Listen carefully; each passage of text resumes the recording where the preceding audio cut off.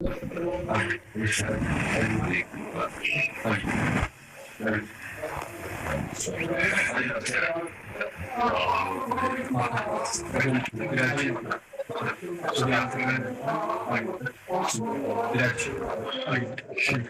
संतों को लाल वाली प्रसादी लो, उनको सफेद में जो सेवा में सफेद वाले उठा दो। महर्षि आश्रम कुप्पाघाट भागलपुर बिहार में पड़ता है जी। तो सब एक कार्यक्रम था यादव ठाकुर के सामने में खान फार्म हाउस के पास जी। तो वहाँ लगभग 500 संत आए हुए थे पूरी संस्था से, मतलब सब जगह से, और 25 से 30,000 लोग लगभग भक्तों की व्यवस्था थी। तो वहीं से सब कुछ संतों की इच्छा हुई मिलने की, तो मैं तो यही रहता हूँ वृंदावन में ही। हाँ, बड़ी कृपा जो प्रभु मोय अनुग्रह की, हाँ तो तुम्हारी दर्शन दी। और प्रभु कृपा किए तो आप सभा के दर्शन। बहुत दिनों से नाम सुना था तो मन में श्रद्धा होने की। संत मत की संस्था है, स्वामी जी का दर्शन करना। स्वामी जी जी हमारे संस्था में जो है ये मैंने अभी आपका थोड़ा सा प्रवचन सुना, इससे भी मैं आपको फॉलो करता हूँ क्योंकि आपने शास्त्र और जो संतों के प्रति अश्रद्धा हो रही थी उसको आपने पुनः लोगों में, आप संतों की चरण धूलि का प्रताप ही। हाँ, संतों की चरण। हमारे यहाँ स्वामी जी सगुण और निर्गुण दोनों की मान्यता है। सगुण से हम भक्ति का आरंभ मानते हैं और निर्गुण अनुभूति। हाँ जी, चाहे जो भक्त हो दोनों प्रकार की उपासना साथ साथ चलती है। जैसे हाँ, दोनों पैर से व्यक्ति चल सकता है। हाँ, जैसे हम प्रगट में ठाकुर जी का अर्चा अवतार श्री विग्रह विराजमान किए हैं और अप्रकट में सबके अंतःकरण में वही तत्व निराकार रूप से विराजमान है। ये जितने आकार हैं ये परिवर्तनशील हैं, लेकिन इस आकार को चैतन्य घन जो चेतना प्रदान करता है वो निराकार है, उसका कोई रूप नहीं है। हम जिस रूप की भावना करते हैं वो उसी रूप से हमारे अनुभव में आता है। अगर हम कोई भावना न करें तो जीवन मुक्त हो जाए, समझ रहे हैं? कोई चिंतन नहीं, न सत न असत, वो जीवन मुक्त महापुरुष है। सत चिंतन वो भक्त है, असत चिंतन वो संसारी है, समझ रहे? और आखिरी में जाके भक्त भी चिंतन को कर्ता भाव से त्याग देता है। स्वाभाविक उसका भगवदाकार वृत्ति रहती है, मैं का विस्मरण हो जाता है भक्त को। तो केवल जो इष्ट माना था वही रह गया एक। भक्ति की स्थिति होती है ब्रह्म नहीं, माया नहीं, नहीं जीव नहीं काल, अपनी हूं सुदिना रहे, एक रहे नंदलाल। ज्ञानी की दृष्टि रहती है मैं में, जो शुद्ध मैं, जिसके आगे कोई उपाधि नहीं लगती। उपाधि युक्त मैं माया में है।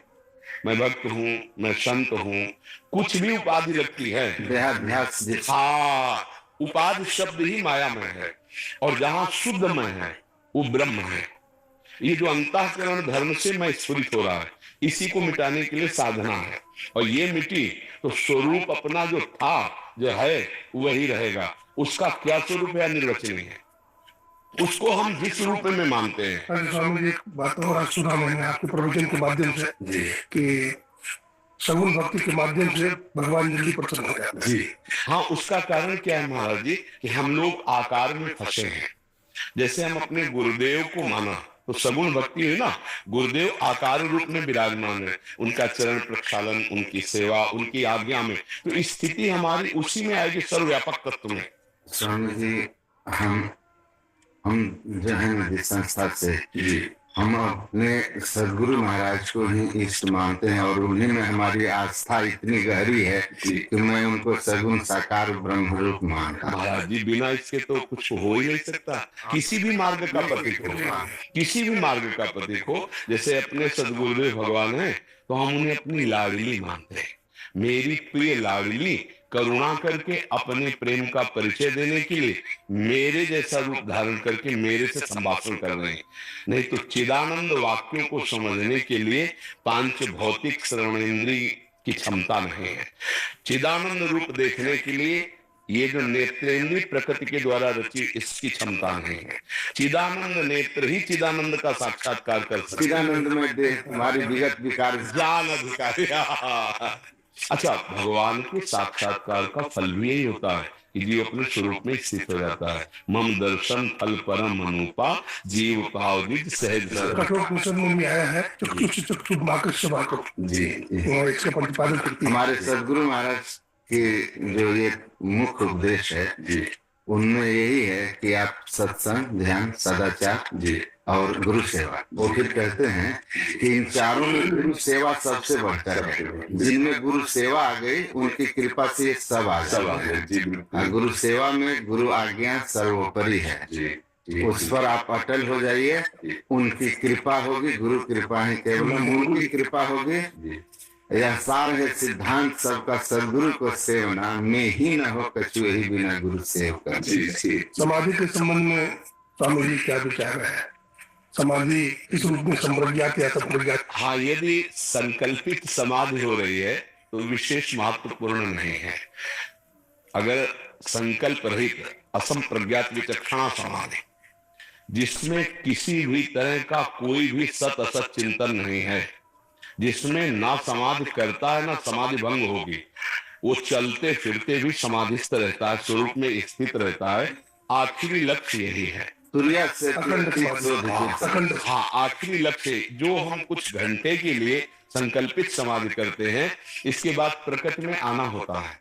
लेकिन अभ्यास के द्वारा हमारी प्रकृति में स्थिति ही न रहे, निरंतर स्वरूप स्थिति में आ जाए, इसके लिए गुरु कृपा ही केवल है।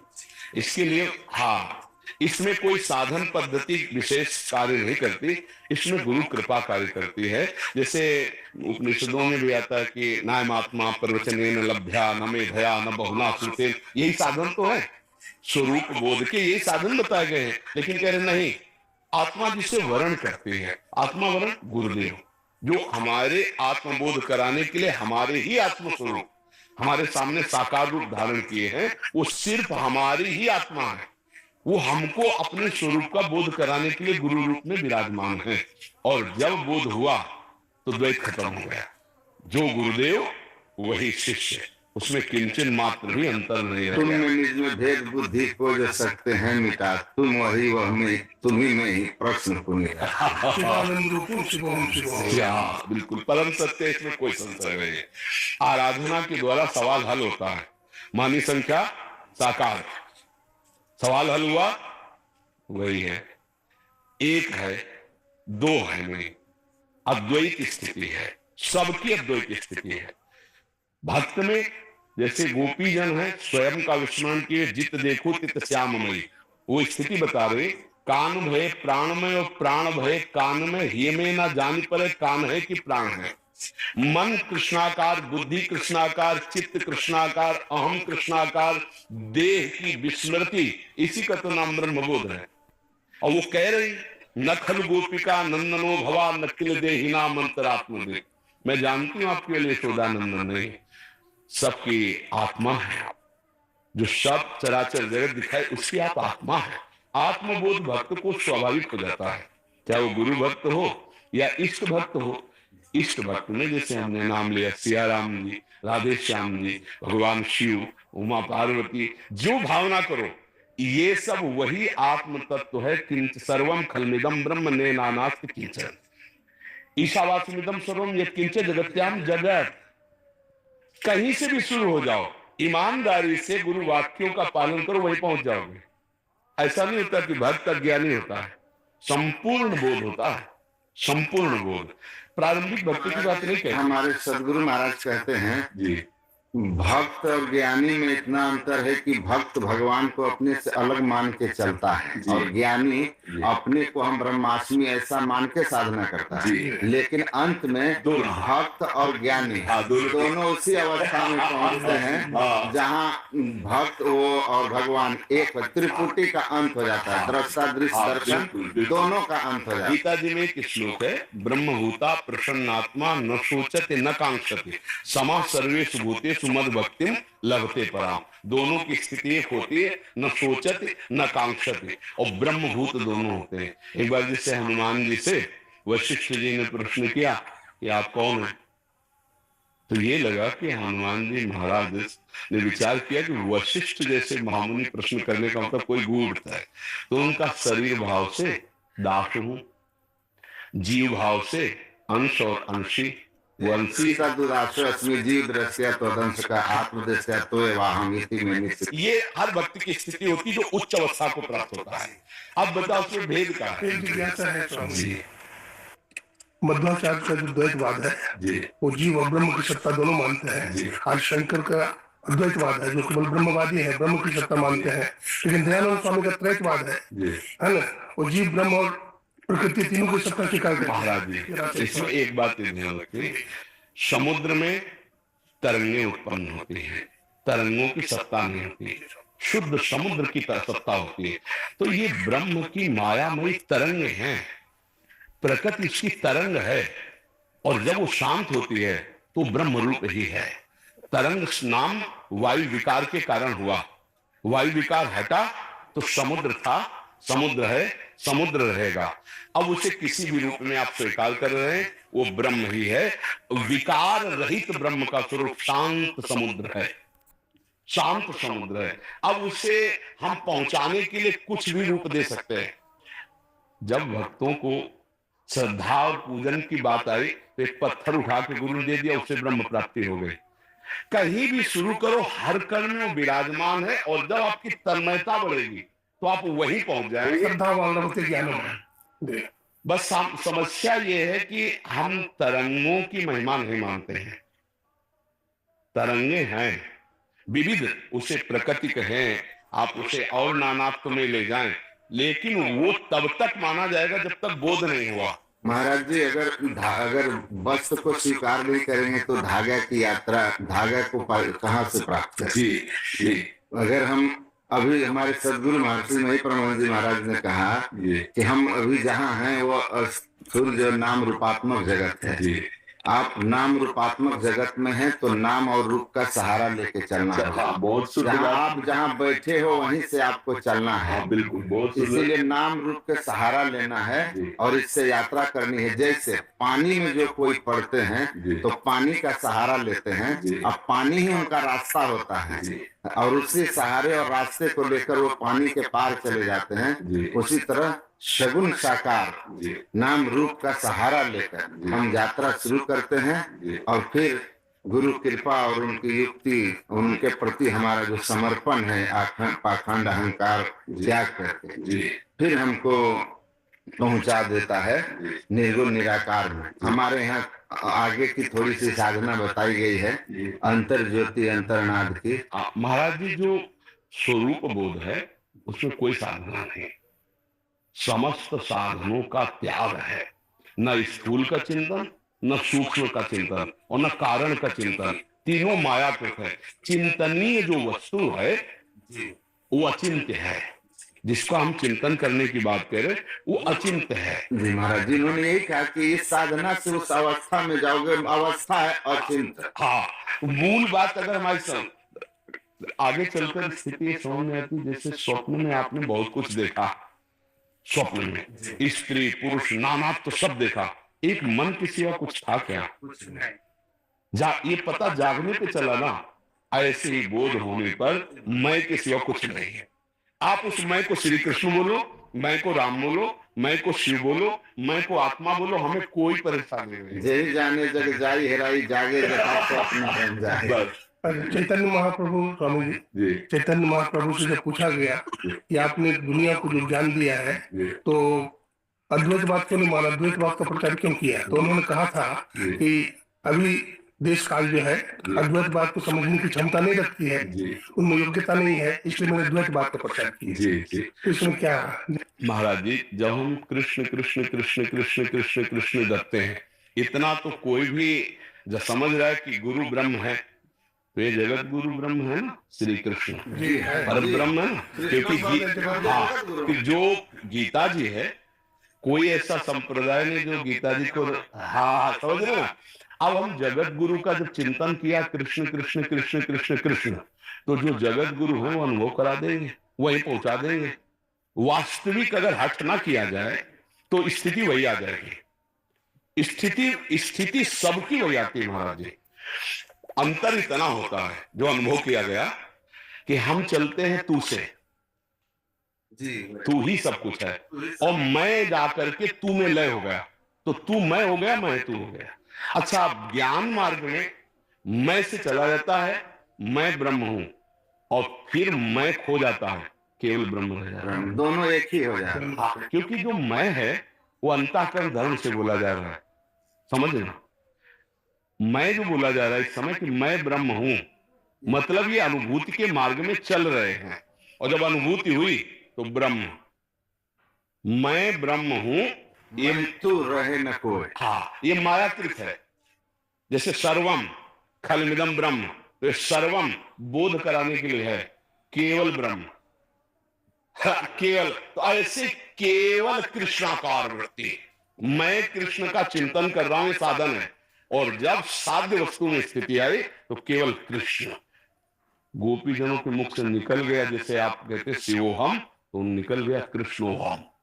जब विरह में तन्मयता हुई तो काश देख सकी मैं कृष्ण हूं, तदाकार वृत्ति तन्मया, ये जो तन्मया तदाकार वृत्ति, ब्रह्मविद ब्रह्म ही भवति, तो कृष्णाकार वृत्ति ब्रह्माकार वृत्ति ही है। महाराज जी एक और बात है जी, हम लोग, मैं बहुत सारे धर्म सम्मेलन में गया हूँ, जितने बड़े नाम हैं जी, मैं नाम किसी का लूंगा नहीं, लेकिन बड़े बड़े सब नामों के साथ बहुत सारे धर्म सम्मेलन में संबोधन किया हूँ अपनी संस्था की ओर से जी। लेकिन जो आप का जीवन है और जो मैंने अपने गुरु महाराज जी आचार्य जी में देखा, वो कलिकाल के प्रभाव में क्यों नहीं है?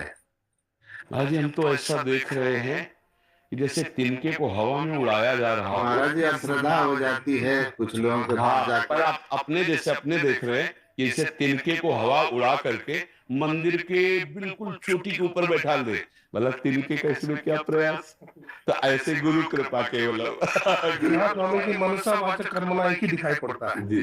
यहाँ पर जो है मनसा वाचक कर्मणा एकदम एक है। मेरी वृंदावन आने की जो खुशी थी वो ये वृंदावन भगवत धाम है, कृष्ण महाराज जन्मबंदे जगत गुरु का, वो तो था ही, लेकिन महाराज जी आपका दर्शन करना हमारे लिए, आप दर्शन देने आए, आपका दर्शन हुआ, हम लोग कृतार्थ हो गया। हम लोगों की मनोकामना थी कि यहाँ दर्शन करेंगे, हम लोगों का दर्शन हुआ, सफल हो गया। आपका दर्शन हुआ। और ये ब्रह्मचारी लोग भी जो है बड़े महान हैं, इनका भी मैं देखा है, इनकी सेवा, इनकी समर्पण बड़ी महान है, बड़ी समर्पित है जी। हाँ, बस ये कि इन सब संत जनों से हमारी प्रार्थना है कि हमारे शास्त्र के विरुद्ध कोई आचरण नहीं होना चाहिए, और कहीं भी अहम की हमको कोई सूचना नहीं मिलनी चाहिए कि आपका वर्ताव किसी से अहम जन्य हुआ है। तो गुरु कृपा से, भगवत कृपा से सब के ऊपर कृपा है आप संतों की, तो ये दैन्य भाव से सेवा में, और इसी से भगवत प्राप्ति हो जाएगी।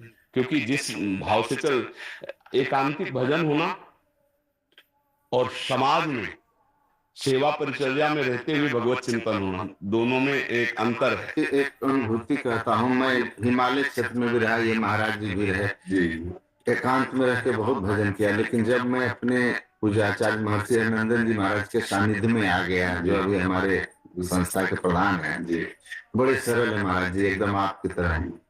तो जब मैं उनके सेवा में आ गया, उनके सानिध्य में रहना शुरू किया, तो मुझे अनुभव हुआ कि एकांत में रह करके बद्रीनाथ, केदारनाथ, ऋषिकेश और कहीं कहीं गुजारा मैंने, पंजाब में भी, लेकिन उनके सानिध्य में जितना चित्त मेरा शुद्ध रहा, साधना कम और लाभ ज्यादा, तो मुझे समझ में आ गया कि गुरु कृपा ही केवलम, और संत जो है मतलब भवसागर के नाव शुद्ध संतन के चरण, तुलसीदास प्रयास बिनु मिलहि आम दुख। मैं 9 साल का था स्वामी जी, महर्षि में ही परम जी महाराज का दर्शन करने आया था, तो हमारा बाल पकड़ लिया था उन्होंने, और बाल पकड़ के घुमा करके पीठ पर मांग, तुमको यही आना पड़ेगा, और मैं स्वामी जी यहीं। संतों की कृपा से साधुता का मार्ग मिलता है। मैंने आपके बारे में, तो मेरा तो वृंदावन में अपने गुरु भाई सब हैं, मतलब 2006 से रह रहा हूँ, तो मैंने आपके बारे में सुना हो कि आप पहले संन्यास में रहते थे और काशी में रहकर के आचार्य किया भी है। तो उधर से आकर के हरिवंश में स्वीकार किए जी तो आपको तो शास्त्र के पूरे जानकारी है, मैं भी पढ़ाता हूँ ऐसे। जी मैंने ऋषिकेश में कला सत्रम से आता है आचार्य किया हूँ, मतलब तत्संतर का। तो हमें ये जानना है कि हरिवंश के बारे में 2 शब्द आप थोड़ा उपदेश करें कि, और यहाँ वृंदावन में रह करके मैंने कृष्ण के प्रति। महाराज जी, महाप्रभु का स्वरूप है हित। हित माने प्रेम। जैसे आत्म ज्ञान हो गया लेकिन आत्मरति नहीं, तो खास बात नहीं हुई। आप समझ पा रहे? आत्मज्ञानी है पर आत्मरति नहीं। उड़िया बाबा के महाराज के शब्द हैं कि आत्मज्ञानी तो प्राय मिल सकते हैं, पर आत्मरतिमान, जो आत्म स्वरूप में आसक्त चित्त, अपने स्वरूप में ही रमण करने वाले, किंचन मात्र कभी 1 सेकंड के लिए भी बहिर्मुख नहीं, ऐसे होना बहुत कठिन है। ऐसे कृष्ण भक्ति करना अलग है और कृष्ण रति प्राप्त करना अलग है। तो ये जो आचार्य हमारे प्रगट में, जिनको हित हरिवंश कहते हैं, हित मान होता रति, प्रेम। मूर्तिमान श्यामा श्याम का प्रेम ही आचार्य रूप में अवतरित हुआ। और श्यामा श्याम प्रेम में, प्रेम के खिलौना दो खेलत हैं प्रेम खेल। तो एक बार श्री नौनिवृत्त निकुंज में, ये लीला भगवान की धाम की है, अद्भुत रास हो रहा था। उस समय श्री ललिता जी ने विचार किया कि हमारे प्रभु की विभिन्न प्रकार की उपासनाओं का तो प्रकाश है, पर ये नित्य रास विलास, जिसमें भगवान शंकर भी एक रात्रि के लिए गोपी रूप धारण करके आते हैं और रसास्वादन करते हैं, आपको पता होगा, गोपीश्वर रूप में, इसका जन साधारण जन के अंदर कैसे वृत्ति जागृत हो। तो भगवान श्री कृष्णचंद्र जो बिहारी जी के रूप में निकुंज में विराजमान है, उन्होंने अपने कर कमल से बंसी प्रदान करी कि हमारे प्रेम आकर्षण का पूर्ण स्वरूप ये बंसी है। जब बंसी में क्लीन का उच्चारण किया, प्रेम बीज मंत्र है, तो संपूर्ण गोपियों की चित्त वृत्ति कृष्णाकार हो गई। जैसे कोई वशीकरण मंत्र के द्वारा खींच ले, आई ब्रजनारी सुनत बंसीरो, गृहपति बंधु विसारे, दर्शन मदन गोपाल मनोहर, मनसी ताप निवारे। ये प्रेम रस के अंतर्गत की बात है। उस बंसी को प्रिया जी ने श्री ललिता जी को दिया कि ये हमारी प्रीतम के अधरों का रस पान करने वाली बंसी हमारे प्रेम रस का विस्तार करेगी। वही बंसी हरिवंशी, हरिवंशी, हरिवंशी, हरिवंश, हरिवंश, हरिवंशी, हित अर्थात प्रेम, प्रेम प्रकाश करने के लिए वही आचार्य रूप में प्रकट हुए और उनकी बताए हुए साधना पद्धति से, जैसे अभी चर्चा तो यथा योग्य जैसा चर्चा, अब हम अपनी चर्चा कर रहे हैं। जी जी महाराज, हम अपने आत्म स्वरूप को सहचरी वपू में देखते हैं। मैं श्यामा श्याम की सहचरी हूं जो अभिन्न हूं, द्वैत से अद्वैत और अद्वैत से द्वैत। हमारे यहाँ यही है। अब जब हमें छेड़ा तो अभी तक केवल अद्वैत तक, जब आपने छेड़ा तो अब आपको बता, श्री हरिदास जी जो हुए जी, बाकी हरि को प्रकट किया, ये हरिवंश में कोई अंतर एक ही नहीं, एक ही ललिता जी का अवतार बंसी हरिवंश रूप में और ललिता जी आचार्य श्री हरिदास जी के रूप में प्रकट हुई। वही कुंज विहार नवनिधि ललिता जी के अवतार हरिदास शब्द रह जाए, हरिदास जी, और वंशी के अवतार श्री हरिवंश महाप्रभु। हरिवंशी बोले आप कौन? बोले हम हरिवंशी हैं, मतलब हरिवंश महाप्रभु के अवतार हरिवंश जी। हाँ, वंशी के अवतार। तो प्रेम का जो स्वरूप है वो प्रकाशित करने के लिए। और हमने कभी ये देखा नहीं, कभी सुना नहीं, कभी किसी संत का संग नहीं किया इस रस का। काशी में तुलसी घाट के नीचे, पीपल के नीचे बैठे थे, हृदय में एकदम स्फुरित हुआ, साधना यही थी जो चर्चा पीछे अभी तक हुई, एकदम स्फुरित हुआ कि कैसा होगा वृंदावन। अब हम कांप गए कि ऐसा क्यों आया। फिर अचानक हमारे पास एक संत आते हैं जो संन्यास धर्म में थे कि काशी में अंध विश्वविद्यालय भाई जी हनुमान प्रसाद पोद्दार का, उसमें रास हो रही, आप चलिए। तो हमारी अरुचि थी, क्योंकि हमारा चिंतन नहीं था, हमारा मतलब वेदांत में थे। हाँ, वो सब मतलब कुछ भी हो ऐसा, मतलब हमें नहीं कुछ देखना वो। तो उन्होंने कहा क्या जाता है, बैठे बैठे आग मुंदे बैठे हो, चलो ना वहां। तो हमें लगा कि संत है, महादेव जी ने भेजा है, चलो चलते। जी ही रास देखा तो इसमें कोई ज्ञान काम नहीं किया, आपको होता है जो हम अभी ज्ञान वर्णन कर रहे हैं, ये ज्ञान काम नहीं किया। 1 महीना देखने के बाद पहली बार जिंदगी में आंसू आए। नहीं, आंसू नहीं। किसके लिए आंसू हुए? किसके लिए? किसके लिए? कोई हो तो है, समझ रहे? उस समय ज्ञान काम नहीं किया। बस हृदय में आया कि अब रास कैसे, लाश कैसे देखने को मिले। तो जो श्री राम शर्मा आचार्य थे, उनके चरणों में कि आप हमको अपने साथ रख लीजिए, जहां जहां रास होगी जो सेवा करेंगे हम करेंगे, आप। तो उनका बाबा तो एक बार वृंदावन आ जा। तो उस समय अर्थ पास नहीं रखते थे, तो एक युगल किशोर नाम के थे जो कभी कभी भिक्षा दे दिया करते थे। घाटों में ही रहते थे आकाश वृत्ति से, कि जो घाट में आएगा वही पाएंगे, अन्यथा नहीं। जो हमारे पास आएगा, अलग अलग वृत्ति होती है ना, भिक्षा वृत्ति जैसे, अजगर वृत्ति जैसे होती है, ऐसे आकाश वृत्ति के द्वारा जो हमारे सामने आएगा वही हम पाएंगे, मांगना है नहीं। उनसे कहा हमें वृंदावन भेज दीजिए। जब वृंदावन में आए, किसी से कोई परिचय नहीं, कोई पर, बस हृदय से कि हे विश्वनाथ जी, यदि आपने हमें वृंदावन भेजा तो मुझे मार्ग दीजिए।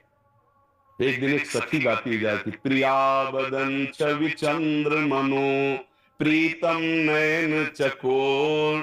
हम जैसे कोई बावरा हो जाता है, ये इसमें ज्ञान काम नहीं करता, पक्का समझ है। उससे नजदीक है, हमका एक ग्रंथ कहाँ मिलेगा जो आप गा रहे हो? तो लाल वस्त्र में थे, उनका ए बाबा तेरे बस की बात ना है। हमका क्यों हमारे बस की बात नहीं, हमें बहुत प्रिय लग रहा है, आप हमको कहीं से। बोले बिना इनका हुए तुम इनकी बात नहीं समझ सकते हो। कैसे हुआ जाता है? बिल्कुल सत्य, किसी संत का संग नहीं। कैसे हुआ जाता है? उन्होंने कहा कि राधा वल्लभ जी में जो गोसाई जी हैं, उनके पास जाओ, उनसे बात करो। बस परिक्रमा पूरी की, गए गोसाई जी, उन्होंने कहा राधा वल्लभ जी का बनना पड़ेगा, उनका बना दीजिए। उनका ऐसा उतर जाए, उनका उतार दीजिए। मतलब बस वहीं से फिर जो हमारे अंदर द्वंद्व मचा, अब हमारा समाधान नहीं, क्योंकि काशी का चिंतन और वृंदावन का बिल्कुल अंतराय हो गया। अब हमें जो गुरुदेव भगवान ने दिया तो हमारे प्रश्न का समाधान नहीं होता, क्योंकि जो ज्ञान मार्ग का प्रतीक होता है बहुत तार्किक बुद्धि होती है। मतलब वो कोई अंधविश्वास या श्रद्धा तो बहुत तर्क प्रधान बुद्धि होती है। तो हम एक दिन तो उन्होंने कहा, हमारे संप्रदाय में पूज्य महाराज जी जिनकी छवि लगे विराजमान है, बोले आप इनसे मिले, रस में डूबे हुए महापुरुष आपके प्रश्नों का उत्तर देंगे। महाराज जी से मिले तो बहुत किसी से नहीं मिलते थे, एकांत। पहला शिष्यत्व गुरुदेव भगवान की कृपा से, तो गुरुदेव भगवान हमारा गुरु भाव नहीं था। पहले जब मिले तो लाल वस्त्र हमारे थे, सफेद वस्त्र महाराज जी के थे। तो अपने आसन पर बैठा ला और कहा क्या जानना चाहते हो? उनका महाराज जी हम केवल अपने प्रश्नों का समाधान चाहते। पहला कि सर्वम खलु ब्रह्म, आपका उत्तर इसमें क्या है? उनका सर्वान वस्तुतया निरीक्ष परम स्वाराध्य बुद्धिर्मम। एकदम हृदय शीतल हुआ। बिल्कुल बात जिसे ब्रह्म कह रहे हैं वही कह रहे हैं, आराध्य हमारे सर्वत्र विराजमान है। ये कूड़ा अपि पापिनो न च सताम संभात दृश्यात्ते सर्वान, ये पहला श्लोक महाराज। कई प्रश्नों का समाधान हुआ, फिर चित्त एकदम परिवर्तित होकर के अवश्य। अब ये है कि जैसे आपको स्वांग मिले, आप जानते हैं कि मैं ये नहीं हूं, पर स्वांग बहुत अच्छी तरह से करेंगे। अब ऐसी लीला चल रही कि जो स्वरूप है उसका कोई भी रूप नहीं है, उसमें जो हम आरोपित करते हैं वो सच्चिदानंद उसी रूप में दिखाई देने लगता है, अनुभव में आने लगता है। तो देर नहीं लगी उसको, मजा मजाया पात्र है, जो रंग डालो वही इसमें। तो ये नहीं है कि उसमें तनिक भी संशय है, ये हमारा भाव का क्षेत्र आया है। सत्य वस्तु का बोध यही है और भाव से हम उसको विलस रहे हैं। जैसे हम और गुरु जी भाव का है ना, तत्व में वही है। तो बस अब ये ऐसे विलस है, इसलिए हमारा जो है, जो सत्संग है, जो व्यवहार है, वो दोनों में मिलेगा आपको। एक पक्ष हमारा हृदय है, लेकिन सत्संग दोनों पक्ष को लेकर के है। दोनों का आदर है, दोनों परम सत्य है और दोनों की एक स्थिति है। जिसे हम ब्रह्माकार वृत्ति कहते हैं, वही हिताकार प्रेमाकार वृत्ति होती है। उसमें किंचन मात्र भी अंतर नहीं। अब ये रसास्वादन आ गया, रसास्वादन में अद्वैत से द्वैत हुआ है। ये भ्रमात्मक द्वैत नहीं है, ये रसात्मक द्वैत है। हाँ, अब जो द्वैत में है तो अद्वैत स्थिति को नहीं जानता, और जब अद्वैत में स्थित हो चुका है वो मुक्त पुरुष है, वो ना भगवान की इच्छा करता है ना भगवान की लीलाओं की करता है, ध्यान रखना।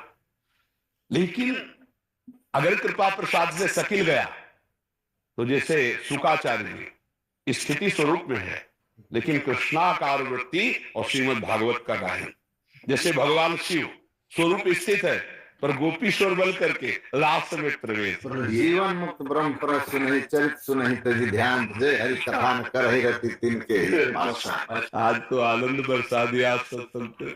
जी महाराज, बहुत बहुत महाराज जी खड़ा करो